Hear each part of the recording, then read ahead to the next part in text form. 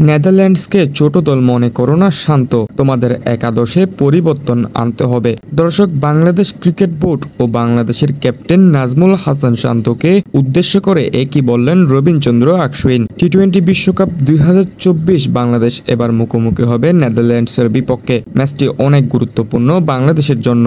ম্যাচটিতে জড়িয়ে আছে বাংলাদেশের টপ 8-এ যাওয়ার স্বপ্ন, তাই কোনো রকম ভুল করা যাবে না এই ম্যাচটিতে। অনেকেই মনে করেন নেদারল্যান্ডস হয়তো ভারত পাকিস্তানের মতো তেমন কোনো কঠিন প্রতিপক্ষ নয়। আসলে এই কথাটি অনেকাংশেই ভুল। দিন দিন নেদারল্যান্ডসের ক্রিকেটে আসছে অনেক পরিবর্তন ও উন্নত।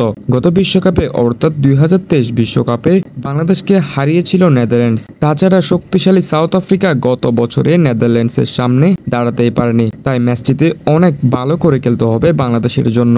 ডি গ্রুপের টপ 8-এ যাওয়ার লড়াই হবে বাংলাদেশ ও নেদারল্যান্ডসের সাথে। সাউথ আফ্রিকা তাদের কোয়ালিফাই নিশ্চিত করেছে। বাংলাদেশ ও নেদারল্যান্ডসের ম্যাচটি নিয়ে রবীন্দ্র আকসুইন বলেন, এটাই সুবর্ণ সুযোগ বাংলাদেশের জন্য।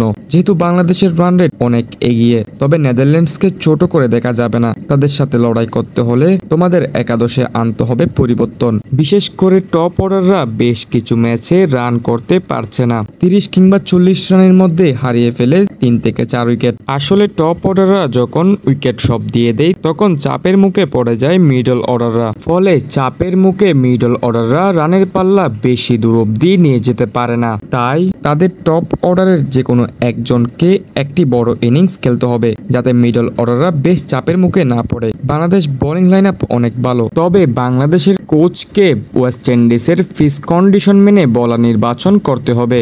বাংলাদেশ প্রতিটা ম্যাচ অবশ্যই ভালো খেলে, তবে তারা শেষে গিয়ে নার্ভাস হয়ে ম্যাচ হাতে ধরে রাখতে পারে না। দর্শক, ভারতীয় এই ক্রিকেট বিশ্লেষক বাংলাদেশের একাদশে পরিবর্তন আনতে ইঙ্গিত দেয় এবং দেখিয়ে দেয় কোথায় বাংলাদেশের দুর্বলতা রয়েছে। দর্শক, বাংলাদেশ যদি সুপার 8-এ স্থান পেতে চায় তবে ম্যাচটি হবে বাংলাদেশের জন্য সবচেয়ে গুরুত্বপূর্ণ ম্যাচ।